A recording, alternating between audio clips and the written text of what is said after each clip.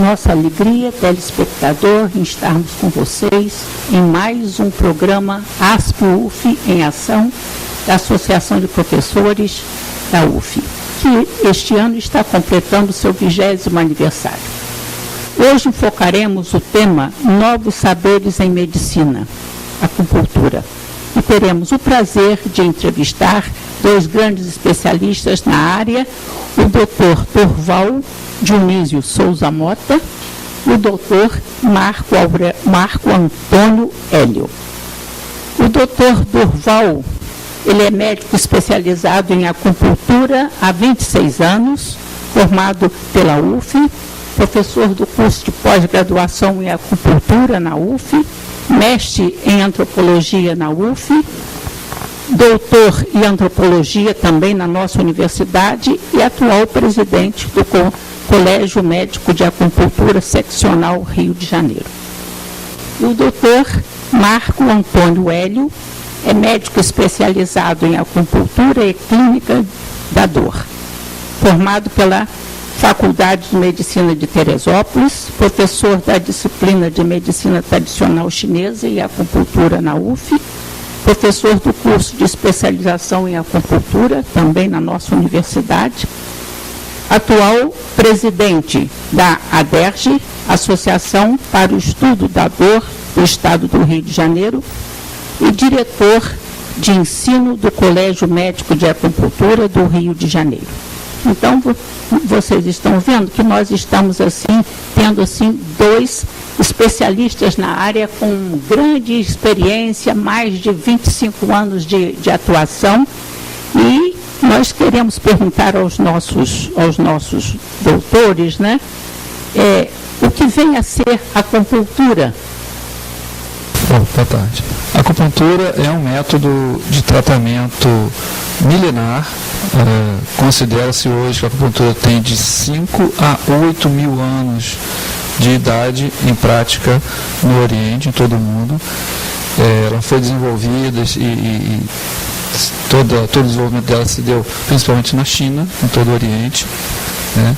E vem sendo aplicada a maior parcela de população humana no mundo, provavelmente, por ser um método extremamente difundido em todo o Oriente e também no Ocidente. Ela consiste na aplicação de agulhas, de finas agulhas metálicas, hoje são agulhas de aço inoxidável descartáveis, em pontos específicos do corpo. Essa estimulação desses pontos de acupuntura visam recuperar a função orgânica, ou então tratar uma dor, ou melhorar a função de uma parte do corpo que seja afetada, uma cicatrização, uma estimulação imunológica, enfim, na verdade, uma forma de provocar uma reação do corpo para a reorganização e restabelecimento das funções do corpo. Isso desde 1995, era no Brasil uma especialidade médica, definida pelo Conselho Federal de Medicina. Então, é uma especialidade como outra qualquer, como cardiologia, como anestesiologia, como cirurgia. A acupuntura vem, inclusive, sendo divulgada e ensinada em várias universidades do país. Agora, o doutor Durval, quais os tipos de doença que a acupuntura trata? E se é possível equilibrar emoções através da acupuntura? Bom, a acupuntura ela tem uma aplicação bastante ampla, né? Em alguns casos ela é efetivamente terapêutica, em termos de você corrigir os desequilíbrios e corrigir os problemas de doença, e em outros é um suporte também terapêutico importante. Por exemplo, nas patologias ligadas assim ao câncer, né? A acupuntura não cura câncer, mas ela tem uma aplicação muito eficaz em conter os efeitos colaterais da quimioterapia e melhorar as condições gerais do paciente. Com relação à gravidez, ela tem um efeito muito bom nas pacientes que têm aqueles enjoos, né, decorrentes da gravidez, e também as dores lombares decorrentes da gravidez, as dores de coluna. Então tem uma efetividade muito grande nisso, né?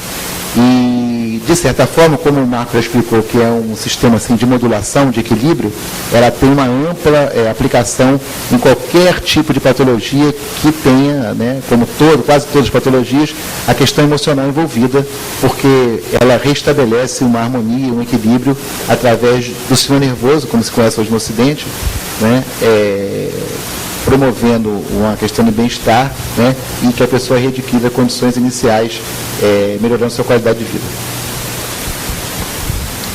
Eu gostaria de completar o que o Gildo está falando pelo seguinte: a acupuntura hoje é muito conhecida como um tratamento para dor, e por causa exatamente da grande eficácia dela para dor. Mas, como o Duval falou, a ação da acupuntura é muito mais ampla do que isso.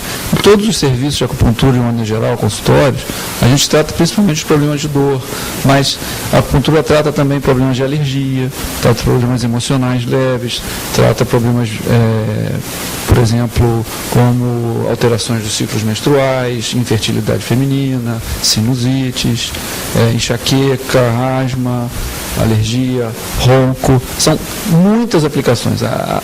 Realmente, o campo de ação da acupuntura é muito vasto. Na população, de maneira geral, ela é conhecida como um tratamento para dor, mas nós tratamos uma variedade enorme de doenças. Doutor Durval, quais os limites de idade para o tratamento com a acupuntura? A acupuntura, a princípio, não tem limite de idade, né? Ela pode ser praticada e efetivada desde o nascimento da criança até a idade, assim, da terceira idade, né? Vamos dizer assim. Porque não é um tratamento assim que vai interferir, né? Inclusive não tem contraindicação com o uso de medicamentos que o paciente esteja utilizando, não tem contraindicação em termos da criança estar utilizando também algum tipo de, como recomendação do seu pediatra. Ele é um método bastante assim, objetivo no sentido de você melhorar e aumentar a eficácia de todo tipo de fármaco, tratamento que o paciente venha se submetendo. Então, a princípio não tem limite de idade. O controle pode ser praticado em qualquer pessoa, grávidas, com doenças graves, jovens, recém-nascidos, não tem limite para isso. Bom, e qual é o período médio de tratamento em termos assim, da acupuntura? Então, isso vai variar com a gravidade e o tipo de doença, né? Existem pessoas que devem ser tratadas para o resto da vida. As doenças crônicas são doenças que a pessoa adquire e vai ter que acompanhar a vida toda. Então, não existe um limite de tempo de tratamento, né? Nós costumamos pensar da seguinte maneira: as doenças agudas, os processos agudos, os processos que começaram agora, precisam de tratamentos seguidos, tratamentos talvez de 3 em 3 dias, de 4 em 4 dias, tratamentos mais próximos nas doenças agudas. Nas doenças crônicas, a gente pode fazer tratamentos mais espaçados, porque são tratamentos em que a gente busca a manutenção daquela doença, a proteção para que aquela doença não evolua e a pessoa não tenha mais problemas ainda. Então, esses pacientes se fazem tratamentos, às vezes, mensais. E aí não tem prazo, não tem data para terminar. Normalmente a gente controla os sintomas, a gente faz um controle dos sintomas e aí então a gente vai administrando o tamanho do problema da pessoa com um programa de tratamento que pode ser semanal, mensal, quinzenal, enfim, depende da situação, é bem variável. Doutores, a acupuntura está sendo cada vez mais conhecida aqui no Ocidente. Mas apesar de estar sendo cada vez mais conhecida, eu queria saber se ainda existe preconceitos a respeito desse tratamento, principalmente por parte dos homens. O que vocês me dizem sobre isso? Bom, hoje eu acho que a acupuntura está mais difundida, né, sendo mais utilizada. Eu acho que no meio médico, por exemplo, a aceitação é cada vez maior, né? Antigamente havia até uma certa prevenção contra a própria técnica entre os próprios médicos, mas no momento que se observou que é uma coisa eficaz, que dá resultado, né, os médicos passaram, inclusive, aqueles que não praticam, começaram até a aconselhar a sua prática e fazem os encaminhamentos, né? Então, é uma coisa que aumentou bastante. Com relação à população, uma coisa interessante é que a agulha sempre é uma coisa que assusta, né? Porque a gente já tem, assim, as pessoas já têm desde o caso de criança, certa aversão a ser furada por agulha, né? A gente pode dizer que a acupuntura é feita com material altamente seguro, material descartável, e as agulhas são muito fininhas, então você não tem nenhum tipo de estímulo assim nocivo, doloroso. Ela pode ser praticada sem risco e pode ser praticada com muito pouco trauma, né? São as coisas assim que eu acho que modernamente, no Brasil principalmente, cada vez mais ela vai fazendo parte do escopo terapêutico, uma vez inclusive que os planos de saúde não só adotam, como são obrigados a ter no seu portfólio de oferta aos pacientes, né, o tratamento com a acupuntura. Eu gostaria até de ressaltar isso, porque nós que já começamos a acupuntura antes da acupuntura se tornar especialidade médica, nós fomos alvos de preconceito várias vezes. E a partir do momento, em 1995, quando a acupuntura se tornou especialidade médica no Brasil, o entendimento e a aceitação, principalmente na classe médica, mudou radicalmente. E isso foi muito bom para nós, porque nós pudemos divulgar muito mais dentro da classe médica. Então, os colegas que não praticam acupuntura, os colegas que não são especialistas, eles acabaram entendendo mais o que a acupuntura pode ser, como a acupuntura pode ser um método associado àquelas especialidades, e, enfim, se tornar um método muito mais aplicado do que antes era aplicado. Né? E é muito recomendada também por outros profissionais de saúde, né? Quer dizer, os pacientes assim, da fisioterapia costumam indicar e aconselhar também por acupuntura, né? O pessoal da área de psicologia também, nós temos vários pacientes encaminhados psicólogos, por exemplo, para que seja feito um aporte de harmonização, de equilíbrio, na medida que os pacientes fazem uso da psicoterapia ou até mesmo de medicamentos utilizados por psiquiatras, né? Interessante também nesse ponto é ressaltar que, dado a longevidade dos seres humanos hoje, a população hoje vive muito mais, é natural que algumas doenças crônicas passem a fazer parte da vida de todo mundo, né? Essas dores que não melhoram, as insônias, né? Essas coisas assim. E as pacientes costumam utilizar muitos medicamentos para isso. Inclusive, na semana passada, houve até algumas reportagens sobre os riscos de medicamentos usados de forma crônica em idosos, que tem muitos efeitos colaterais. E a acupuntura é um tratamento muito interessante, uma vez que ela não tem efeitos colaterais e pode minimizar o uso de drogas utilizadas por esses pacientes. Continue conosco, telespectador, para o nosso segundo bloco, onde nós continuaremos entrevistando os nossos especialistas, Dr. Dorval Dionísio Souza Mota e Dr. Marco Antônio Hélio. Nos vão trazer mais informações sobre o tema acupuntura.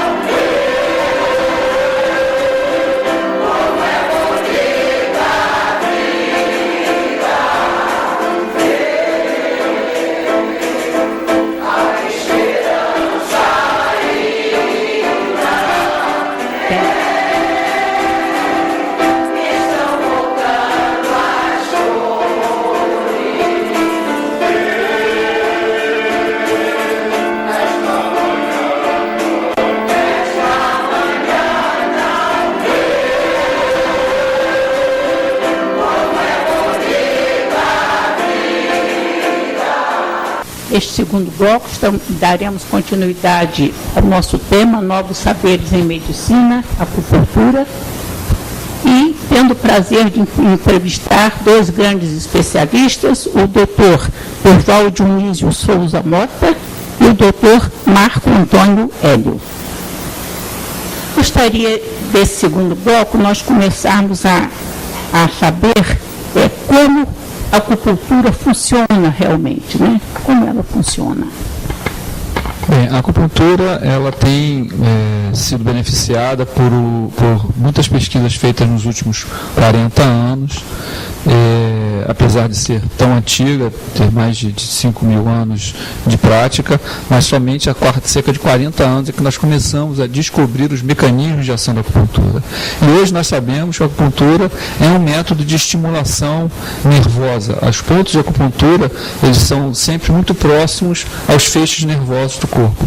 E nós concluímos hoje, pelas pesquisas, que a acupuntura é um método de estimulação e de modulação do sistema nervoso.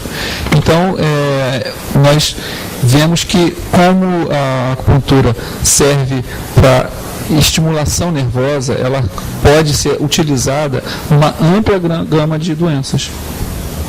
Nós já sabemos hoje pelas pesquisas que a acupuntura estimula a liberação de substâncias analgésicas, que são os opioides endógenos, estimula a liberação de substâncias anti-inflamatórias, como o cortisol, e tem também, por causa disso, ações sobre a imunidade, ações sobre as funções cerebrais, e várias pesquisas modernas com ressonância magnética funcional, com dosagem de substâncias no corpo, demonstraram realmente que a acupuntura é um método de neuromodulação.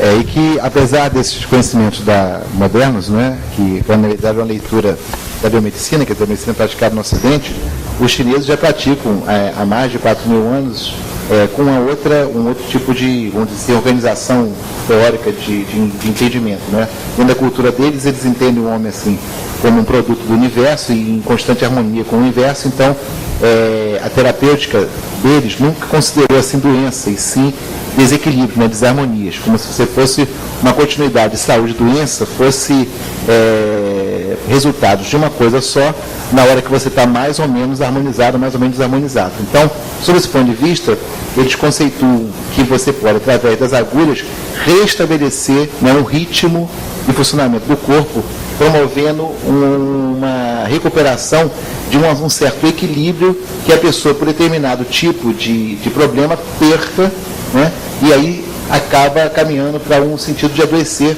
de alguma forma. Então, é uma outra racionalidade médica nessa unidade chinesa, e na prática o que a gente faz é associar esses tipos de compreensão, porque sobre as duas organizações, né, de entendimento, sob o ponto de vista da racionalidade, nós temos alguns sintomas e resultados que uma não explica pela outra, mas se complementam. Então, é por isso que deu tanto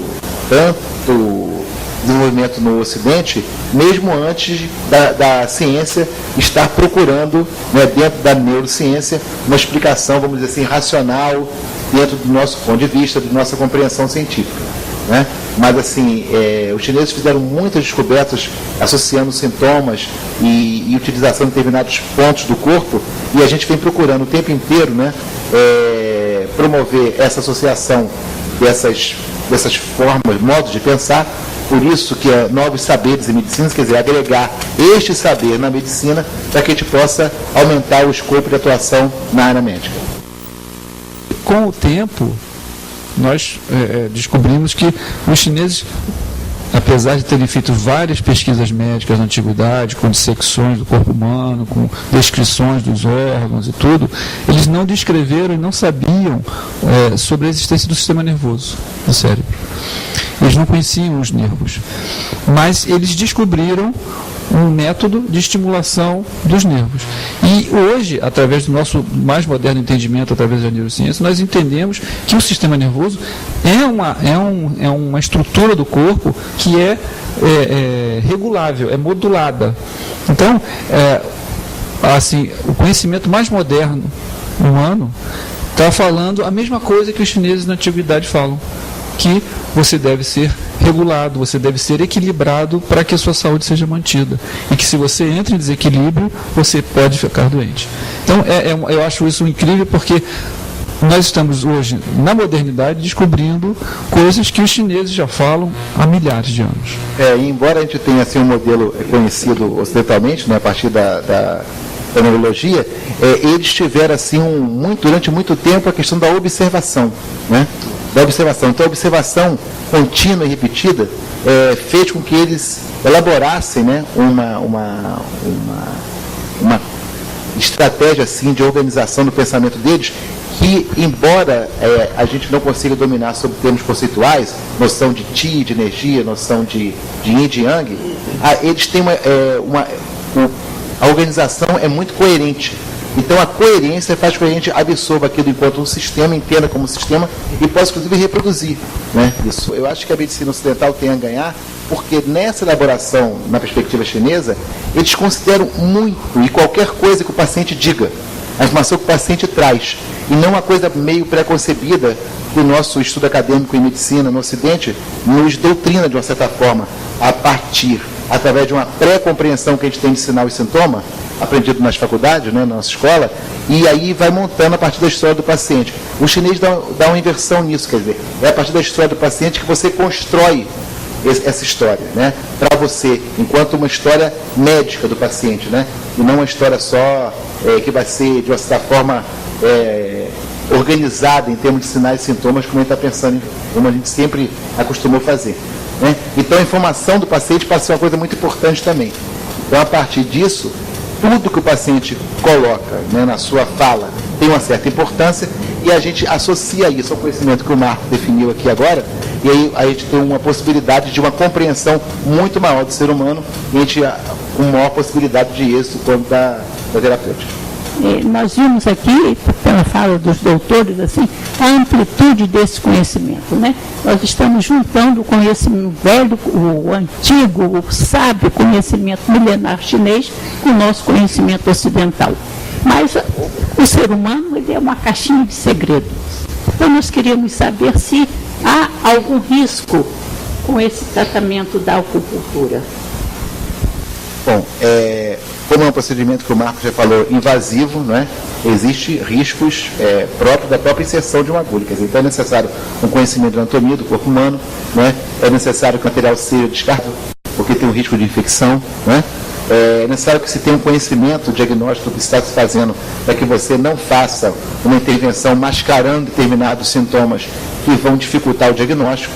É necessária uma compreensão de que determinados sinais e sintomas podem ser resultado de várias disfunções, algumas mais banais, tratáveis com mais rapidez, e outras muito mais graves. Quer dizer, é necessário que se tenha uma correta compreensão do que está se fazendo, um conhecimento prévio que está se fazendo, e uma técnica que você não vá, né, lesar nervo, lesar vaso, né, fazer lesões no paciente, que isso aí é um risco inerente à própria prática, acontece algumas vezes, né? A gente tem relatos disso, inclusive documentado, mas assim, o interessante é que se procure alguém qualificado para fazer, né? Porque aí, na verdade, esses riscos eles não vão deixar de existir, mas a possibilidade de existir diminui bastante.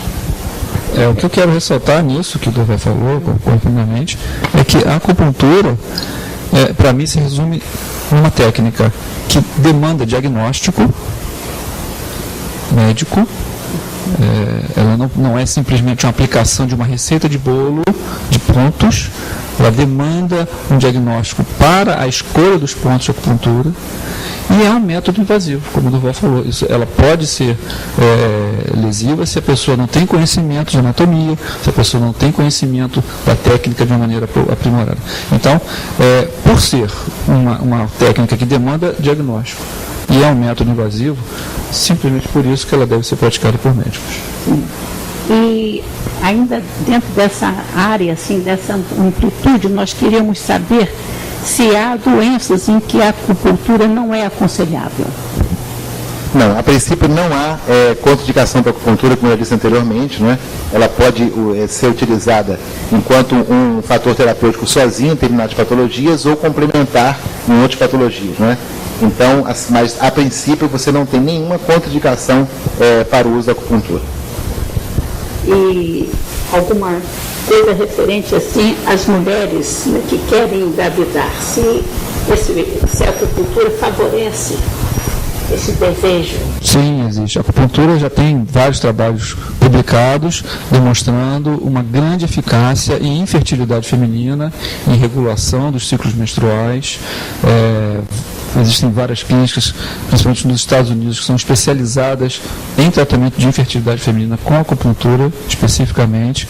E até ano passado nós tivemos o prazer de ver uma tese de mestrado de um colega lá de Porto Alegre, o Dr. Silvio Arres, que mostrou claramente o ganho de pega, o ganho de positivação de fertilização in vitro, em vivo, com uma taxa acima de 50%, muito melhor do que as taxas normais de fertilização. Então ele demonstrou claramente que a acupuntura é uma técnica muito forte para a regulação dos ciclos menstruais e tratamento da infertilidade feminina. E o neném já nasceu e agora o problema do leite para amamentar a criança. A acupuntura favorece? favorece. A acupuntura como uma técnica de reharmonização, uma técnica de modulação, né, sob o ponto de vista da neurociência, como o Marco já explicou, ela melhora as funções vitais. Ela, na verdade, ela potencializa as funções vitais. Então, as mães têm uma certa dificuldade em amamentar, né, por questão de produção de leite, questão da própria ansiedade que gera o nascimento da criança, né, todo aquele contexto que ela está inserida, como a acupuntura libera várias substâncias que têm ação, sob o ponto de vista assim, de analgesia, de tranquilização e de algumas substâncias que possam, inclusive, fazer certas estimulações químicas no corpo. O uso da acupuntura para promover a lactação é muito utilizável e, inclusive, aconselhável, uma vez que você pode ter o resultado de você estimular aleitamento e estimular também a própria criança, no sentido de acalmá-la um pouco, né? Uma vez que você está modulando também a criança. Às vezes a grávida já faz acupuntura, você indiretamente, a criança está sendo acupunturada da mesma maneira, né? Você estimula a mãe, a criança já tem efeitos benéficos disso. Depois que a criança nasce, também é um elemento importante de terapêutico para a criança. É bom dizer que a criança, crianças mais velhas que aceitam o uso da agulhinha, a gente até coloca a agulha, tá? Mas existem várias técnicas, como o uso do laser, o uso de alguns estimuladores, que não é necessário que você faça uma penetração da agulha na criança para que o resultado seja feito. E a criança responde de uma forma muito boa a determinados estímulos, determinados pontos, sem que se precise utilizar a agulha na forma de introdução. Por que a acupuntura deve ser praticada por médico? Isso eu acabei de comentar. Como a acupuntura é uma técnica que demanda diagnóstico, é uma técnica utilizada a partir do diagnóstico médico, do diagnóstico clínico de uma doença, de uma situação de uma doença, e é também uma técnica invasiva. Hoje, inclusive, já existem resoluções da própria Justiça Federal demonstrando isso, que há um entendimento de que a acupuntura é um método invasivo, é um método que demanda diagnóstico médico, portanto, isso é um campo de atuação do médico. Nós estamos chegando ao final de mais um programa ASPO em Ação, da Associação de Professores Aposentados da UF, que esse ano está fazendo o seu 20º aniversário. Nós queremos agradecer a colaboração desses grandes especialistas, Dr. Dorval Dionísio Souza Mota e Dr. Marco Antônio Hélio.